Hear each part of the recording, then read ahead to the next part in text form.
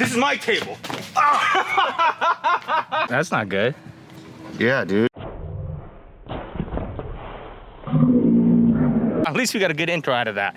Thanks, Dylan. Today we're comparing the EOS R to the Canon M50. Here we go. So whenever someone says, hey, I want to start a YouTube channel, I want to start vlogging, I want to start shooting some videos, what camera should I get? I usually say the Canon M50. Really good quality for the price. In most stores, it's being sold for about $800 with a kit lens, but if you do a little bit of digging, especially around eBay, I found them for about $589, and that includes shipping with a kit lens. And just because it's on eBay doesn't mean it's used. It's brand new in the box, but it doesn't come with a warranty, so I don't know. And if you're gonna be doing some vlogging, you're definitely gonna want that wide angle lens so you can kind of film yourself and talk to the camera without it being all up in your face. So I recommend the 11-22, super popular lens for those vloggers, and it's about $399. An SD card for $30. I recommend 2 batteries. These don't last very long. A microphone like this, $199. And a tripod like this, $55. In total, we're looking at about $1,378. And this covers everything you pretty much need to start vlogging. It has the right lens to film yourself in, and this is what I've been using primarily as my vlog camera for a while now. And honestly, I love it. The size is awesome. The quality out of the camera is good. But I recently just upgraded to the EOS R to be my primary YouTube camera. So how's that affect price? Well, first of all, you have the more expensive body coming in at $22.99. I also got the Canon L series 16-35 f2.8 Mark III with an adapter. You can run off the same memory cards, but different batteries. Also, the camera gets a little bit heavier, so we need a bigger, stronger version of these legs. So that puts us at $4,903, and depending on how much sales tax you're paying, that could easily put you over $5,000. For me personally, I want to know, was it worth it for me to spend all this money on this new camera? And also, if you're looking at buying one of these, which one should you buy? Now, I know some of you are thinking, hey, this isn't scientific. You need to test it on the same lens to really see the difference between the cameras. But realistically, you're not going to be running this lens on this camera, and you're probably not going to be running this lens on this camera. I mean, if you're going for a vlog camera on the M50, this is probably the setup you're going with. If you're going with the EOS R, this is the setup you're probably going with. But let's start off by looking at this. Right now, we're facing some really harsh light coming in this way. I really like how that harshness kind of rolls off. I mean, this isn't ideal lighting for either camera, but it's not as bad on the EOS R. On the M50, it looks a little bit harsher, so that tells me the dynamic range is a little bit better. Even though both lenses are set to f5, we are getting shallower depth of field, meaning that background is blurrier because of the nature of a full frame sensor. So I like that. And of course, we have a much more powerful lens on the EOS R right now, so we could, in theory, go all the way down to f2 and really get a shallow depth of field. So let's try that real quick. So now we're at a 2.8 with the full frame sensor, so that should be really lost in the focus now, and you can't really lose it on this APS-C sensor unless you have like a really fast lens, which there are available, but not really in a vlogging lens. Now, we all love shallow depth of field, right? But it's important to recognize that it's a lot easier to miss your focus if you have shallower depth of field. So shallower your depth of field, the better your autofocus needs to be. So I'm gonna just kind of go start here, and then I'm gonna move back here, and then I'm gonna move back in really quick. That's not bad.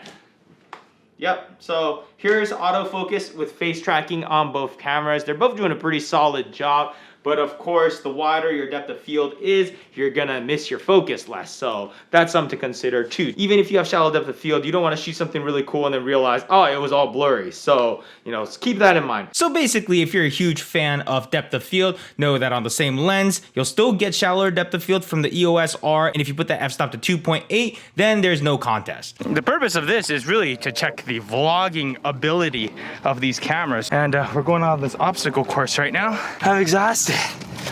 Vlogging with 2 cameras. Pretty sure this is a record. Now, me personally, the first thing I noticed when looking at these 2 cameras is the clarity. It's just much more detail just retained in there. There's a couple different things coming into play here. There's the full frame sensor, the better image processor, the better dynamic range, all kind of coming together to just give us a cleaner image. And I also like the colors coming out of the EOS R as well. I always notice that there's a little bit of this magenta purplish tint coming out of the M50 and also the 80D, but the EOS R looks very natural to me. So yeah, I think it's clear that the EOS R is the winner in producing better images, but remember that the M50 is a fraction of the cost. I still think it's a really, really good camera considering its price. Now, let's say we want to get some super slow-mo, 120 frames per second at 720p. Definitely much sharper on the EOS R. Yeah, technically they're both 720p, but there's definitely a whole lot more detail being retained. Here's when Dylan thought he could fly, but turns out he's just a discount Spider-Man. You guys also asked how the 60p looks between the two cameras, so let's take a look. Now, since I'm working on a 24 frames per second project, I shot it at 60p in full HD and then I dropped it down 40%. So now we should be playing it back at 24 frames per second. And the answer is yes, there is a difference, but this is what I love about comparisons, is that you could take a look at the footage and decide for yourself how much it really matters to you. And one thing I did notice is the difference in digital image stabilization. Both cameras have an off, on, and enhanced mode on image stabilization. I had both set to on, and on the EOS R it looks pretty good, but on the M50 it looked too distorty and kind of had that warpy feeling, which I'm not a fan of. So now let's look at some 4K footage. Most of you already know my views on 4K and how it's a little bit overrated, but let's take a look anyways. Both cameras can shoot 4K, but also they both crop into the sensor. I think we're gonna need to take a microscope to this shot, so let's do a 2x crop in, 5x crop in, and 10x crop in. Once again, here we are in a 4K shot. Let's do a 5x crop in and a 10x crop in. And for any of you who haven't seen my last video where I compared the 4K and HD on these cameras, yeah, I'm not gonna be shooting 4K very often on this camera. Now, if you've been having trouble telling the difference between the two, once we get into low light, it becomes a whole lot easier. Sun's starting to set, so 800 ISO on both cameras. Both doing okay, but now we're at 3200 ISO, and there's a lot more grain on the M50, but the EOS R is looking still pretty solid in my opinion. Now we're at ISO 12,800, which is maxed out on the M50. The M50 looks super soft and grainy, but the EOS R, it's not looking perfect, but it's hanging in there. And the fact that 12,800 doesn't look terrible on video, I mean, that really opens up a lot of possibilities. We're starting to get to the point where you can see more with your camera than with your own eye. We haven't even looked at this footage on the computer yet, and we could already tell it's like way cleaner on the EOS R. The M50 is maxed out right here. It can't go any higher. The EOS R, on the other hand, first I could even drop in that f-stop to 2.8 because this lens is faster. But just for the sake of this comparison, I'm gonna put it at f4, 40,000 ISO, and I'm really starting to see some grain on the EOS R right now, but it's pretty significant different. I mean, if we drop that f-stop to 2.8 also, then I mean, there's literally no comparison here. All right, so what'd you guys think? Did you guys actually think there was a pretty significant difference, or were you guys a little bit unimpressed with the results? If you're just getting into filmmaking right now, or you don't have thousands of dollars to throw down on a camera, then get the M50. It's really not a bad camera, and I'm really happy with what I've been able to accomplish with that camera. Yeah, it has its limitations, but learning how to work around those is what's gonna make you a better filmmaker. I say start small, learn the ins and outs of the camera, develop your style, and once you grow out of it, then it's time to move into this. But by then, this is gonna be an outdated camera, and you can get this for a fraction of the price it is right now, and you could get the EOS R Mark IV by then probably. But hey, maybe you already have a lot of experience with cameras, and you know you want a full frame camera, and you saw the side-by-side comparison, and you feel like you could achieve a lot more with this,